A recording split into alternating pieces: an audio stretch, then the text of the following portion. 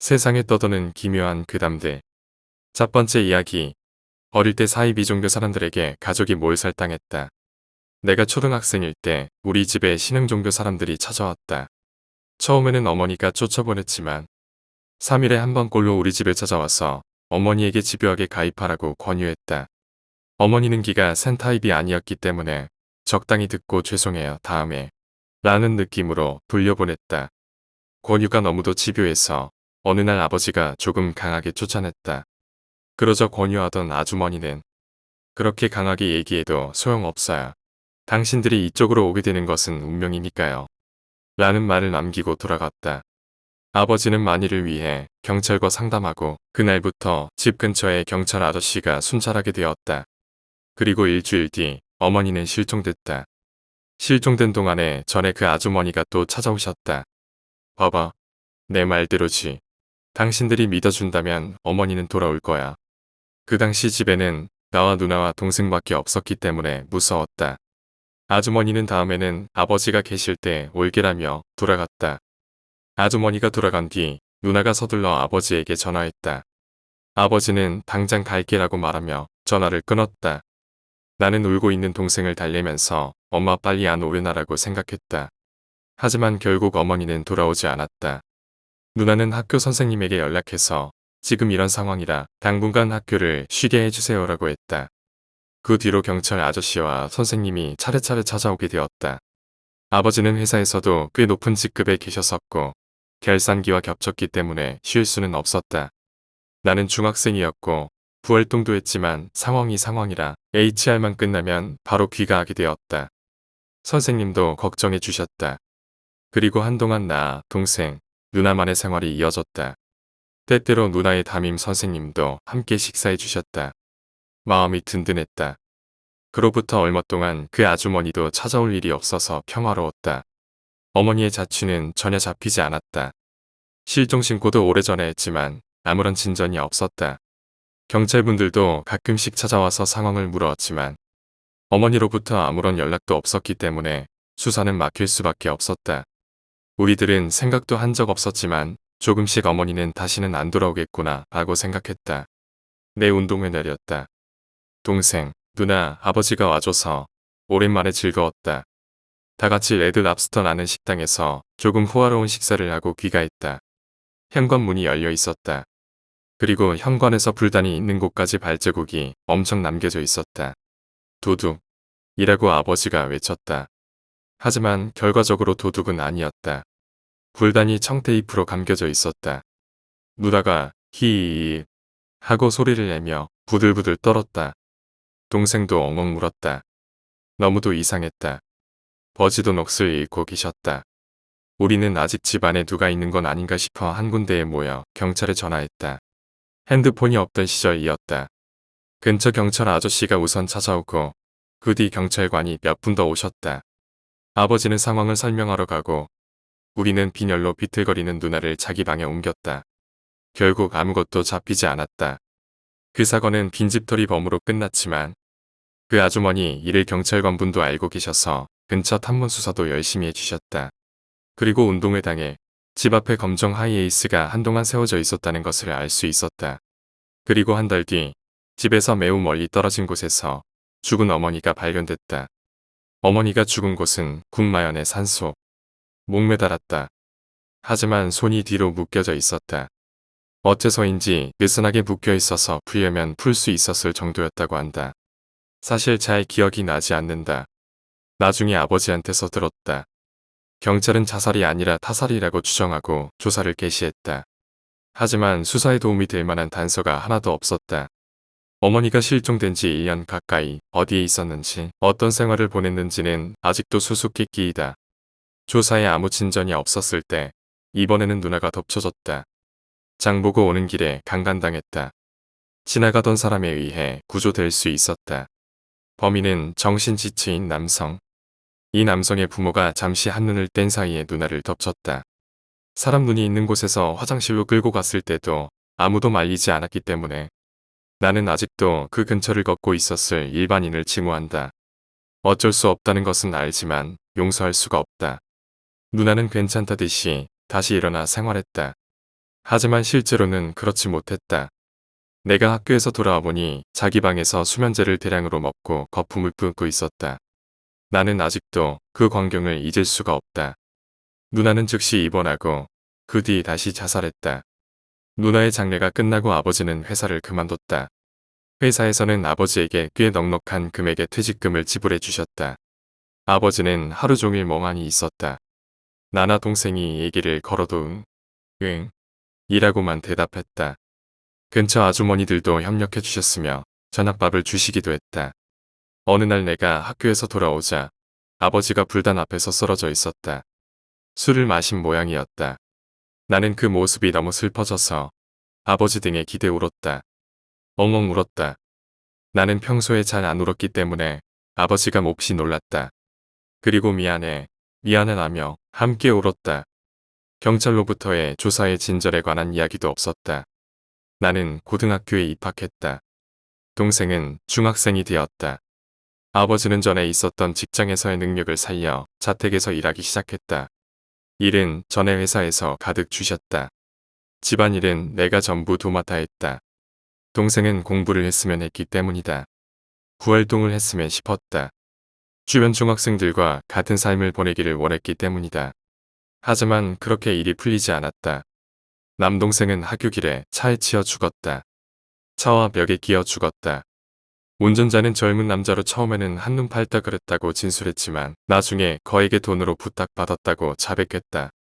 그리고 그 남자한테 의뢰한 사람은 전에 종교 아주머니였다. 종교 아주머니는 체포됐다. 이유는 내 말을 듣지 않은 일가가 밉다라고 했다. 하지만 이상한 점이 너무도 많았다. 우선 그 아주머니는 이미 그 종교에 가입되어 있지 않았다. 즉, 혼자서 스스로 만든 종교에 가입을 권유하고 있었다. 우리 집에 몰래 들어온 것도 그 아주머니였다. 그렇게 되면 이야기가 이상해진다. 대량으로 남긴 발자국은 아주머니 말고 누구인 거지? 아주머니는 경찰의 신문을 얼렁뚱땅 피해 진실을 얘기하지 않았다. 신분을 증명할 수 있는 것을 하나도 소지하지 않았다. 배경도 아무것도 알 수 없었다. 단지 돈을 한가득 갖고 있었지만 그 자금의 출처도 알 수 없었다. 아무것도 알 수 없었다. 분노밖에 남지 않았다. 아주머니는 구속기간 중에 죽었다. 심근경색이었던 모양이다. 아버지는 이사를 제안했다. 나도 그러자고 생각했다. 이 집에는 즐거운 기억보다 슬픈 기억이 압도적으로 많았으니까. 사건이 사건이었기 때문에 혹시라도 근처 이웃에게 폐를 끼쳤을지도 모른다. 나와 아버지는 이사를 준비했다. 애초에 집에는 최소한으로 필요한 물건밖에 없었지만 차근차근 준비했다. 그리고 이사를 한 주 앞둔 목요일 밤, 나와 아버지는 근처 목욕탕에 갔다. 따뜻했다. 그리고 아주 조금 기뻤다. 아버지도 오랜만에 웃었다. 둘이서 함께 돌아오는 도중 사이렌 소리가 집 방향에서 들려왔다. 집이 불타오르고 있었다. 나는 아무 말도 나오지 않았다. 아버지도 물론 방심 상태였다. 불타는 우리 집을 쳐다보며 아 집이 아라며 중얼거렸다. 아버지의 눈에는 이글이글거리는 화염이 비쳤다. 방화였다. 건물에 등유 같은 것이 발견됐다고 한다. 범인은 잡히지 않았다. 이웃집에도 피해가 발생했다. 아버지는 무릎을 꿇고 사과했다. 하지만 피해가 생긴 집 아주머니는 나를 꽉 안아주고 울어주셨다. 우리는 이사했다. 이사한 곳에서 아버지는 이상해지고 말았다. 집에서 일을 하면서 아직 건강했을 시절의 어머니와 누나, 동생이 방에 평범하게 있었다고 한다. 그리고 옛날 어듯이 아빠, 또 망고 꼈지라든지 있잖아, 다음 주에 시월드 가고 싶어라고 말을 걸어온다고 했다. 나도 실은 조금씩 보이고 시작했다. 보고 있었지만 이건 환각이야 환각이야 라고 다짐하며 철저하게 무시했다. 받아들이면 나도 무너질 거라고 생각했기 때문이었다. 하지만 어느 날 나와 아버지 둘이서 저녁을 먹고 있을 때 부엌에서 간장 떨어졌다라는 어머니의 목소리를 듣고 말았다. 아버지와 눈이 마주쳤다. 들은 모양이다. 아버지는 여보, 지금 사올게 라고 말하더니 순간 진지한 얼굴로 변하더니 내 목을 조르기 시작했다. 금방 정신이 들더니 난 대체 무슨 짓을. 그렇게 말하고는 베란다로 향해 그대로 뛰어내리셨다. 이렇게 아버지도 죽었다. 내가 남았다. 나는 큰 아버지 가족에 들어가서 고등학교를 졸업한 뒤 돈에 취직해 자취를 시작했다. 그로부터 꽤 시간이 지나고 말았다. 나는 올해 32살이다. 결혼도 하지 않은 채 여전히 혼자다. 내 방에는 가끔 가족이 등장한다. 그리운 옛날 모습 그대로 생활하고 있다. 슬픈 건 모두 당시의 나이 그대로라는 거다. 병원에도 가봤지만 정신적으로 불안정하다는 진단만 내려졌을 뿐이다. 약도 받았지만 누나가 자살했을 때의 광경을 잊을 수 없다. 이 이야기는 이걸로 끝입니다. 일가전멸이라는 건 내가 이제 한계에 왔기 때문입니다. 자살할 생각은 없지만 그 알몸의 저주라고 할까. 그런 게 생긴 것 같은 기분이 들어서 언젠가 죽지 않을까 싶었습니다. 그리고 이렇게 말하는 것은 나와 우리 가족이 존재했다는 것을 언제까지나 기록해두고 싶었기 때문입니다. 두 번째 이야기, 실종된 친구. 초등학교 시절에 해바라기 반이라는 장애 아동이 다니는 학급이 있었다. 그 중에 경도 지적장애를 가진 땅딸만한 남자아이가 있었다. 그 아이를 A라 칭하겠다. 해바라기 반은 일반 학급과는 시간표가 달랐기 때문에 그들과 마주칠 일은 거의 없었다.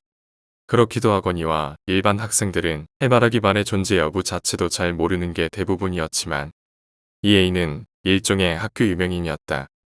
A는 한 번 신경을 빼앗긴 물건은 전부 좌우대칭이 아니면 직성이 풀리지 않았다. 극히 중증의 강박성 장애를 가지고 있었다고 한다. A는 이상할 정도로 시메트리에 집착했다. 좌우 비대칭인 물건은 본인이 만족할 때까지 어떻게든 대칭이 되도록 만지작댔다. 한 번도 그 현장을 본 적은 없지만 언젠가 한번 수업 중에 A가 괴성을 지르는 것을 들은 적이 있다. A가 학교 정원에 나무의 가지들을 하염없이 꺾는 것을 본 선생님이 그것을 막자 말리는 선생님의 팔을 잡고 괴성을 지르며 어떻게든 나머지 나뭇가지들도 전부 꺾으려 몸부림을 치더라는 이야기였다. 그리고 며칠 후 학교 정원의 나무 중 하나가 가지가 전혀 없이 나무 막대기가 되어 있었던 것을 미루어 볼 때 A의 집착이 어느 정도인지는 상상이 가리라 믿는다. 하지만 그렇다고 해서 모든 것에 전부 대칭 집착을 하는 것은 아니고 어떠한 기준에 따르는 듯 했다. 정원에 있던 나무들도 한 그룹 빼고는 전부 무사했었고 명백하게 비대칭인 인체 모형 같은 것은 전혀 개의치 않아 있었으니까. 나와 같은 발의 H라는 여자아이가 있었는데 어느 날 그 아이가 교통사고를 당했다. 다행히도 목숨에 지장은 없었지만 안타깝게도 오른쪽 다리 무릎 아래 부분을 절단해야만 했다. 사고 후 몇 개월이 지나서야 학교에 얼굴을 비추게 되었지만 재활치료 때문에 지각하거나 조퇴하는 일이 잦았다. 이러한 나날을 보내던 어느 날 사고는 일어났다. H가 재활치료를 위해 조퇴해서 친구의 부축을 받아 교실 밖으로 나갔다. 그리고 잠시 후 갑자기 복도 쪽에서 여자의 비명이 들렸다. 나도 그 현장에 있었기 때문에 생생히 기억한다. 내 책상은 복도 쪽이었다. 비명 소리를 듣고 무슨 일인지 밖을 내다보니 A가 H를 밀쳐 넘어뜨리고는 그녀의 왼쪽 다리를 붙잡고 질질 끌고 가고 있었다. 깜짝 놀란 나는 반 친구와 함께 뛰어나가서 A를 H에게서 떼어놓았다. 선생님도 달려와서 어떻게든 상황을 수습하려 했다. H는 끌려가면서 왼쪽 다리를 잔뜩 긁혀서 군데군데 피가 맺혀 있었다. H를 부축해주던 친구도 얼굴을 맞았다며 울고 있었다. A는 우리가 꼼짝 못하게 붙들고 있는데도 소리소리를 지르며 엄청나게 버둥댔다. 대칭에 집착하는 A를 본 것은 그때가 처음이었다. 눈을 부라리며 침을 줄줄 흘리며 버둥거리는 모습은 소름이 끼쳤다. 일단은 A와 H, 그녀의 친구는 선생님과 함께 교무실로 갔고 수업은 일단 중지가 되었다. 점심시간이 될 때까지 수업은 재개되지 않았다. 그 후에도 H의 다리에 대한 A의 집착은 멈추지 않았다. 우리 반 복도를 어슬렁거리거나 우리 교실을 훔쳐보는 A를 나도 여러 번 목격했다. 이건 나중에 들은 이야기지만 이때 이미 A는 자택 근신 처분을 받은 상태였다고 한다. 부모의 눈을 따돌리고 학교에 몰래 무단 침입해서 교실을 염탐하고 있었던 것이다. 이 사건 이후 H가 다시 등교하게 된 것은 A의 전학으로 학교에 오지 않게 되고도 한참 지난 후였다. 그 후 아무 일 없이 우리는 각각 중학교로 진학을 했다. 그 후로 시간은 흘러 성인식 날이 되었다. 초등학교 동창회가 열려 오랜만에 친구들을 만나 재회의 기쁨을 나누었다. 건배를 하고 서로의 근황을 물으며 시간을 보냈다. 그러던 중 문득 A의 에피소드를 떠올렸다. 사실 생각해보면 가볍게 입에 올리기에는 조심스러운 주제인데도 불구하고 술이 들어간 탓인지 오랜만에 친구들을 만나 들뜬 탓인지 아무렇지 않게 입 밖으로 꺼냈다. 그러자 이제까지는 즐겁게 함께 웃고 떠들던 친구들 중 몇 명이 갑자기 침묵했다. 너 진짜 모르는 거야? 그 중 한 명이 조심스레 말했다. 순간적으로 나를 놀리려는 건가 싶었지만 친구들의 표정이 너무 심각했으므로 일단 상세히 들어보았다. 친구의 말에 따르면 H가 중학교 2학년 때 누군가에게 습격당해서 죽었다고 한다. 당시 지역 신문에까지 대서특필이 되었던 사건으로 그녀는 왼쪽 다리를 잘려 과다출혈로 죽었다고 한다. 왼쪽 다리는 길가에 그대로 버려져 있었고 어째서인지 오른쪽 다리에 의족도 같이 팽개쳐져 있었다고 한다. 인적이 드문 길에서 일어난 사건이라 목격자도 없고 범인도 지금까지 잡히지 않았다고 한다. 단지 사건 발생 몇 개월 전 괴성을 지르며 주변을 얼쩡거리던 수수께끼의 인물이 목격되었다고 한다. A의 행방은 지금도 묘연하다. 세 번째 이야기. 비타민. 속도 위반으로 아이가 생겨서 남자친구와 결혼을 하기로 했다. 우리 집은 편부 가정이었기 때문에 아버지의 반응이 겁이 났다. 우선은 먼저 내가 집에 가서 상황을 보고 나중에 남자친구를 부르기로 했다. 내가 먼저 본가에 온 사이에 남자친구의 할머님께서 그만 골다공증으로 허리 디스크에 걸려 입원을 하시게 되었다. 입원 수속이랑 문병 때문에 남자친구가 늦어지는 바람에 본가에서 그를 기다리는 시간이 본의 아니게 늘어나게 되었다. 아버지께도 아직 아기 소식을 말씀 못 드렸는데 다른 사람한테 먼저 말하기도 못해서 아무에게도 말하지 않았다. 친구들에게도 숨기고 그냥 만나 밥을 먹고 옛날 이야기로 꽃을 피웠다. 그중 약국에서 일하는 친구가 한 명 있는데 본가에 있는 동안 3번 정도 만나서 시간을 보냈다. 그녀는 만날 때마다 미국산 비타민제라며 나에게 약상자를 주었다. 예전에도 비타민제나 콜라겐 같은 약을 받은 적이 있어서 이번에도 감사히 받았다. 하지만 아이도 가진 데다가 약병에 영어로 써 있어서 뭐가 뭔지 몰라 무서워서 그냥 놔두고 먹지는 않았다. 며칠 후 남자친구가 본가로 왔다. 그를 아버지께 소개하고 허락을 받아 순조롭게 결혼해서 이윽고 아이가 무사히 태어났다. 출산한 후로 나에게는 미국 드라마 한 편씩을 시청하는 취미가 생겼는데 아이를 재우고 한 편씩 감상하는 것이 큰 즐거움이었다. 요즘 즐겨보는 것은 워킹데드인데 극 중 한 등장인물이 임신을 해서 중절을 하기 위해 낙태약을 먹는 신이 있었다. 그것을 보는데 문득 예전에 친구한테 받았던 약이 생각이 나서 영어로 된 약 이름을 검색해 보았다. 사오피임 약과 중절제를 수입 대행하는 홈페이지가 떴다. 그 당시엔 분명 아무에게도 임신 사실을 말하지 않았었다. 지금은 본가에서 한참 떨어진 곳에서 살고 있어서 그 친구와는 아무런 왕래가 없다. 그 친구를 만날 때 분명 술을 입에 대지 않았으니까 눈치가 빨랐다면 알아챘을 수도 있지만 중절액을 비타민제라고 속이고 줬던 걸 미뤄봤을 때 아기가 있었다고 밖에 생각할 수가 없어 우석할 뿐이다. 네 번째 이야기. 수채화. 나는 고등학교 때 미술부였다. 스스로 말하기도 부끄럽지만 나는 부원 중 실력이 가장 뛰어났다. 한 작품 한 작품 끝낼 때마다 무수한 칭찬이 쏟아졌다. 미술부의 남자 부원이 적었고 대부분이 여자 부원이었다. 얼마 없는 남자 부원들은 그림 잘 그려서 인기 있어 좋겠다며 나를 부러워했다. 하지만 나와 비슷할 정도의 아니 그 이상의 실력을 가진 사람이 한 사람 있었다. 머리카락이 길고 긴 여자아이. 하지만 그 아이는 음침한 분위기의 소유자였다. 아무리 그림을 잘 그려도 그 누구도 지켜봐주지 않았다. 고문 선생님도 언제나 내 편만 들었다. 나는 그 아이가 불쌍해서 견딜 수 없었다. 그래서 나는 그 아이에게 말을 걸기로 결심을 했다. 그림 정말 잘 그린다. 나보다 훨씬 잘 그리는 것 같아. 라고 말을 했다. 그때 당시 나는 이미 마음속으로 어떤 식으로 말을 걸지 할 말을 정해두고 있었다. 그래서 말을 걸 당시는 그 아이가 무슨 그림을 그리고 있는지 신경도 쓰지 않았다.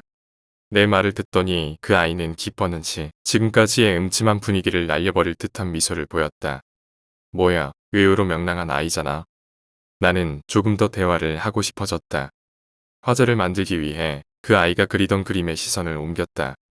선명한 빨간 물감이 번들거리는 예쁜 수채화라고 생각했으나 그녀가 그리고 있던 것은 내 시체였다. 아무도 그 아이에게 말을 걸지 않는 이유를 이제 알 수가 있었다.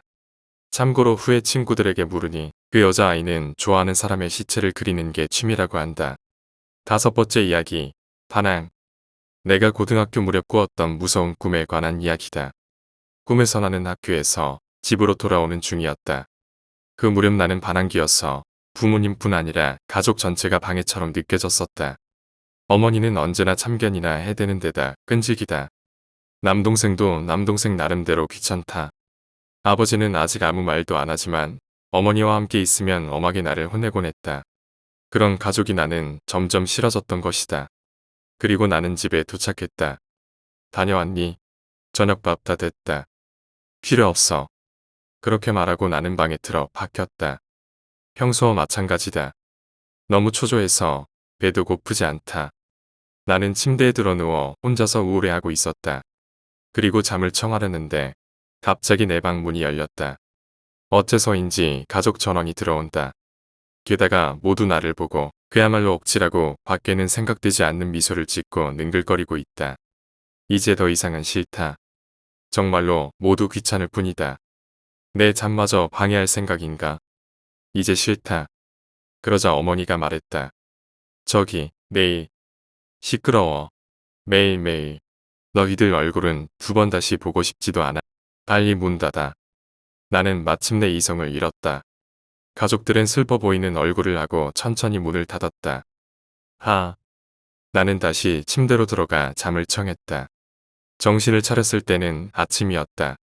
아무리 가족의 얼굴을 보고 싶지 않다고 해도 역시 밥은 먹어야 한다. 나는 마지못해 거실로 갔다. 어머니는 부엌에서 아침밥을 준비하고 있다. 아버지는 신문을 쫙 펼쳐서 읽고 있다. 남동생은 아침부터 TV로 만화를 보고 있었다. 나는 어머니에게 물었다. 밥은? 그러자 어머니는 나를 향해 돌아보았다. 그리고 나는 할 말을 잃었다. 어머니의 얼굴이 없었다. 반들반들한 것이 마치 달걀 귀신 같았다. 거의 다 됐단다. 으어어어. 나는 소리쳤다. 거기에 놀란 것인지 아버지와 남동생도 나를 바라본다. 그러나 그 2사람 역시 얼굴이 없었다. 왜 그러냐? 형, 괜찮아. 나는 무서워서 집에서 뛰쳐나왔다. 그리고 한동안 미친 듯 달렸다. 헙, 헙. 숨을 헐떡이면서 심장은 경악 때문에 미친 듯 뛰고 있었다. 저 녀석들은 괴물이다. 어째서 얼굴이 없는 거야. 거리를 지나가는 사람들은 모두 평범한데 나의 마음은 공포에 침식당했다. 저런 건 사람이 아니다. 저런 것들과 함께 살아갈 수 있을 리 없다. 그 괴물들이 무슨 짓을 할지 모른다. 내 마음속은 점점 검게 물들어갔다. 죽여버리지 않으면 내가 죽는다. 그렇게 생각했을 때 내 손에는 어디선가 나타난 것인지 모를 날카로운 식칼이 들려 있었다. 그리고 나는 집 앞으로 돌아왔다. 죽여버리지 않으면 내가 죽는다. 내 머릿속에는 그 말만이 소용돌이치고 있었다. 그리고 집으로 들어갔다. 등 뒤로 식칼을 숨긴 채 아버지의 뒤로 소리 없이 다가간다. 그때 남동생의 목소리가 들렸다. 형, 뭘 들고 있는 거야? 큰일 났다. 들켰다. 나는 서둘러 아버지를 찔렀다. 그아어아. 아버지는 달걀 귀신인 얼굴 그대로 등에서 엄청난 피를 쏟으며 죽었다. 얼굴이 없으니까 죽을 때의 표정은 보이지 않는다. 죄책감이 조금 줄어들었다. 나는 공포심도 들었지만 죽이고 말았다는 압박감을 이기지 못하고 계속 남동생도 찔러 죽였다. 남동생은 조금 다리를 떨다가 그대로 숨이 끊어졌다. 그리고 나는 가장 밉살스러운 어머니가 있는 부엌으로 향했다. 어머니는 등을 돌린 채 무엇인가를 또 만들고 있다. 나는 미움을 가득 담아 어머니의 등을 푹 찔렀다. 어머니는 소리조차 지르지 않고 떨면서 천천히 뒤를 돌아보았다. 달걀 귀신이 아니다. 어머니의 얼굴이다. 어머니는 괴로운 듯 나에게 딱 한마디를 남기고 숨을 거뒀다. 미안해. 부엌에는 큰 케이크가 하나.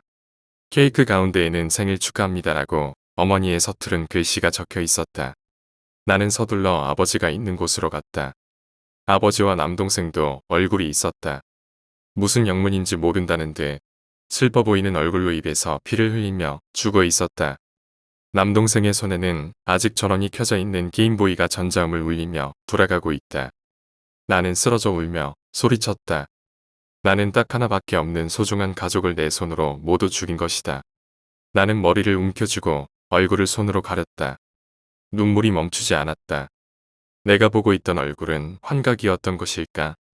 사실은 다들 나를 이렇게 생각해주고 있었는데 나는 너무나도 늦게 깨달았던 것이다. 그리고 나는 잠에서 깨어났다. 눈을 떴을 때 역시 나는 울고 있었다. 급하게 거실로 나가자 언제나처럼 가족들이 모두 있었다. 다행이다. 나는 꿈을 꿨던 거구나. 그날로 나는 반항 따위는 그만뒀다. 그러나 그로부터 2년 뒤 어머니는 갑작스러운 심장 발작으로 세상을 떠나셨다. 우연히도 그날은 나의 생일이었다. 그리고 어머니는 죽기 직전 손수 케이크를 만들고 계셨었다. 그 케이크는 내가 꿨던 꿈과 똑같이 생일 축하합니다라고 써 있었다.